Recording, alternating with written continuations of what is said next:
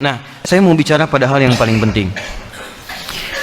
Lelaki di rumah tangga itu punya kewajiban infak.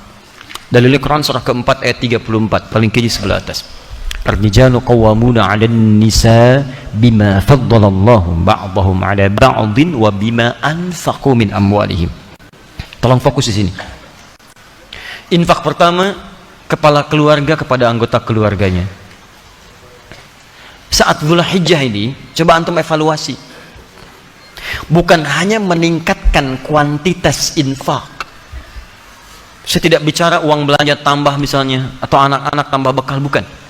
Coba Anda evaluasi, memasuki bulan Dzulhijjah ini, selama Anda berikan nafkah untuk keluarga, berapa di antara nafkah itu yang sudah mendekatkan keluarga kepada Allah Subhanahu wa Ta'ala? Cek. Anak-anak disekolahkan di mana? Antum capek-capek cari kerja, dibiayai, tiba-tiba setelah dewasa dia tidak bisa sholat. Jenazah tidak bisa menyolatkan antum. Antum meninggal tidak bisa mengafani antum. Apa investasi antum? Gak ada gunanya di situ. Hanya dunia saja. Kalau cuma mengangkat status dunia, antum ketinggalan. Yang belum beriman pun mereka sudah mengangkat anaknya demi status dunia. Anda pengen anak juara matematika, anak orang lain sudah dapat Nobel.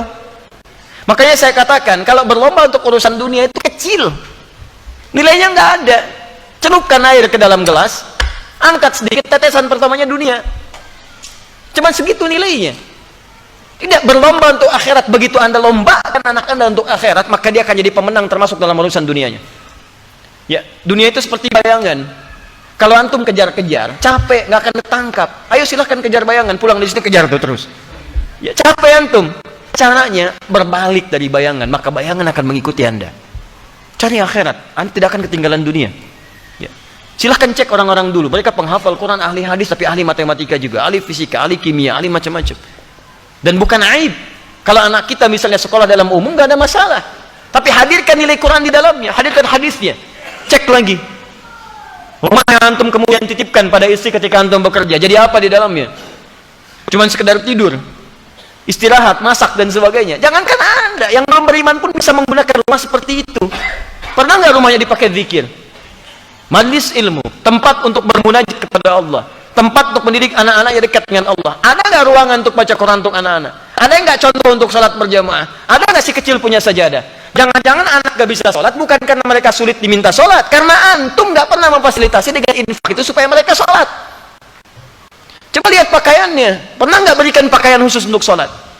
Coba lihat kelengkapannya, jangan-jangan di kamarnya cuma novel yang dikoleksi, bacaan Quran tidak pernah ada, mushaf tidak ada.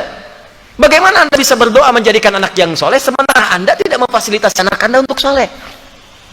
Coba lihat kendaraan antum sebelum masuk ke dalam bulan-bulan ini. Dari sekian hidup antum dititipkan kendaraan, berapa kali antum gunakan untuk ibadah? Dan itu akan ditanya. Tus'aluna yawma idzin 'anil na'im. Antum akan ditanya setiap tetes nikmat yang antum dapati. Itu titipan. Berapa banyak digunakan untuk ibadah? Pulang buka pakaian, lihat koleksi. Buka kemudian lihat kendaraan dan sebagainya. Dibandingkan dengan urusan-urusan dunia, berapa digunakan untuk kepentingan ibadah di hadapan Allah Subhanahu wa Ta'ala. Makanya saya katakan modifikasi isinya dari sejak sekarang. Antum punya kendaraan, mobil misalnya, isikan murat Quran di dalamnya. Berangkat kemana-mana itu jadi saksi di hadapan Allah. Jadi saksi itu. Antum dengarkan tausiah, dengarkan Quran di situ. Ya pakai motor misalnya, gunakan untuk yang baik-baik dan seterusnya. Itu luar biasa. Dan itu indah. Kalau nggak percaya coba. Bikin visi dari sekarang, perbaiki keluarga, nafkah yang digunakan, gunakan untuk kepentingan nilai-nilai kebaikan sebagai tuntunan syariat. Maka Allah akan titipkan keberkahan di dalamnya. Ada seorang ahli Quran, tinggal di pedesaan. Suaminya bekerja sebagai buruh bangunan. Istrinya itu ngambilin kayu.